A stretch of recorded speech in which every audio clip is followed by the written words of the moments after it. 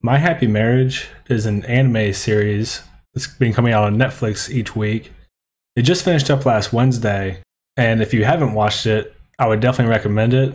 It's kind of like anime Cinderella with supernatural powers, as you can see in this image here.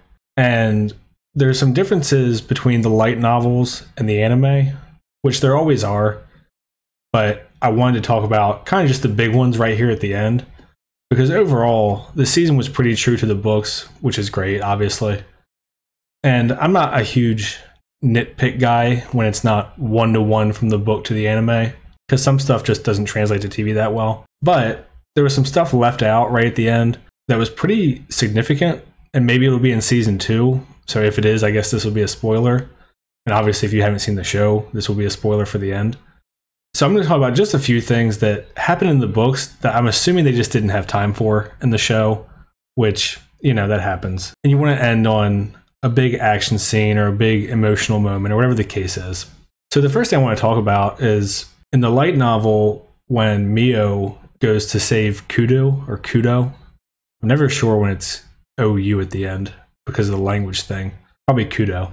So Kudo is unconscious. Mio goes to save him. She fights off the grotesqueries in his consciousness, essentially, so that he can wake up from his coma. And in the show, they actually show the Emperor like jumping in and attacking her. And I'm assuming this is to get like a big action scene right at the end. In the book, she actually just goes in, and the first part of this action scene that I skipped is the only part that's in the book. So she comes in, holds his hand, says, "Go away," and then they're on their way. There's not this big epic fight with the Emperor, who's also in his consciousness. So that's like one thing that I wanted to mention. And I want to give credit to the anime too, because the action scenes in the book are very, very brief. And the anime does a good job of making a spectacle in a good way, I guess. Like the fight between Kudo and Arata, the cousin, was much better in the anime than the book. It was super fast in the book. So the anime definitely did some stuff better than the books. So that's the first thing I want to talk about because it kind of links into the other things. So this is the prince, and in the show, we just get this quick little sort of him speaking out loud blip of, "Oh, my father was responsible for this." And I wanted to say the prince's name, but I'm going to butcher it. I think it's Takaishi. So he's pissed off, but in the anime, this is all we get. It's just this little quick like recognition of who the one to blame is for that graveyard being open and sort of the destruction of the Usuba family and all the stuff that's kind of happened this season. And that all gets left out. And I'm going to explain that in just a second here. So the show ends with Mio and Kudo walking arm in arm together, and they're happy, and she's made her progress to kind of fit in at least a little bit with high society. And this whole chapter is left out of the book, and then the epilogue is also left out. This is the last main chapter of the book, and what actually happens is the sister, Hazuki, is also there, which is Kudo's sister, or Mio's future sister-in-law, and they run into General Utaika, who is Kudo's boss, and what we find out is that Hazuki, Kudo's sister, was actually married to the general, and he's the one that she divorced from, that she said was a good guy. And then we also see their son. I think his name is Asahi. And they have actually a good relationship, which is nice to see. And Mio has kind of this realization of, oh, you know, family is stronger than just marriage and divorce and these types of things, because hers was so dysfunctional, obviously. This was like kind of a big revelation for her. But she was really happy to see that they all got along well and that they all still love each other, even if they're not married anymore, which is a pretty significant scene, I would say. And then the other part of this scene that gets left out is while they're at this party, Takaishi is actually at the party and wants Mio and Kudo to come talk to him. In the book, the Emperor wasn't in Kudo's consciousness, so they don't know who was responsible for opening the graveyard and attacking her and Kudo and all that stuff. So what we find out in the book when Takaishi meets with Kudo and Mio is that his dad had been really paranoid for a long time about the Usuba family. And this is the family that gives dream sight and the ability to manipulate people's minds and all that stuff, which we find out Mio has here in this last couple episodes.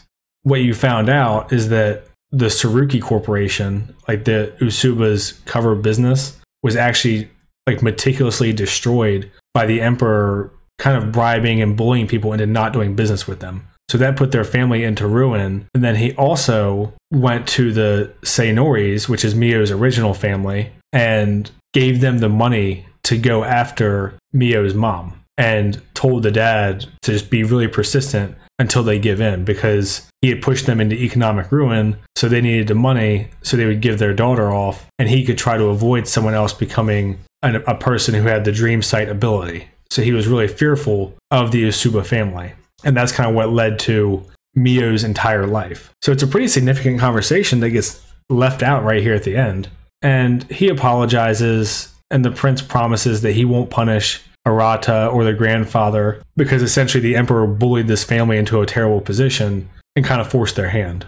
So yeah, it's a pretty big conversation that they just didn't have time for, or didn't want to put in this season, or maybe that's how they'll start the next season. I don't know. They could easily do a flashback and cover it in like less than 5 minutes, but who knows? So those are a couple of the big things that are left out, is Hazuki's divorce and her kid and their relationship, and then Takaishi kind of explaining that the emperor is the one who was trying to screw him all over. And what you found out is that he's actually lost his divine sight, which is their future telling ability that the emperors all have to have. So he's just kind of a rotting old man at this point, and there's not really much they can do with him. He's just kind of living out his days and losing his power. The prince is emperor in everything but name, and that's pretty much what he explains to them, and that he's not going to go after him or anything like that.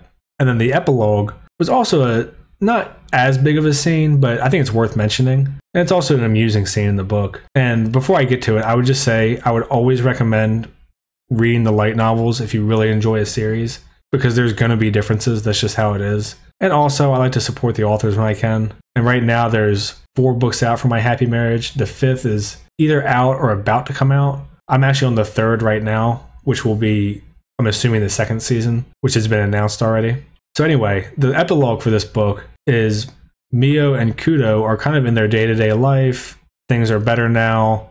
She's feeling better about herself and more confident and comfortable, and she's glad to have family and all that kind of stuff. She's not really envious anymore, which she really is throughout the entire first 2 books. Like, once she meets Kudo's sister, she's really jealous of their sibling relationship compared to how hers was, obviously.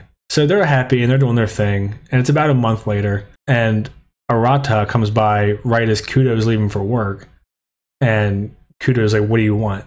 And obviously he's not happy with him because of the duel and all that stuff that happened. And Arata wants to come be Mio's bodyguard when Kudo's not around. And he gets pretty pissed off about it, but then Arata's like, "Look, I'm her cousin. Obviously I'm as strong as you, so I can protect her, and you're busy with work a lot. And since I'm her cousin, you know nothing nefarious is going to happen, so you should let me do it." And Kudo says that he'll think about it, and Yuri and Hazuki and Kudo and Mio are all just kind of happy that things have worked out, and there's resolution for that book. So yeah, that's the end of the second book. Those are some of the moments that were left out that obviously would have been nice, but I don't think it destroys the season or anything. My guess is they wanted a bit more of a just wrapped up ending in case they weren't going to get a second season. Obviously with anime, that's always up in the air whether or not you get more seasons. So maybe we'll get a flashback and it'll cover all this stuff and I just ruined it for you. And if that's the case, sorry. But yeah, that's it for me for this one. If you're still here, like and subscribe and all that shit. Thanks. See ya.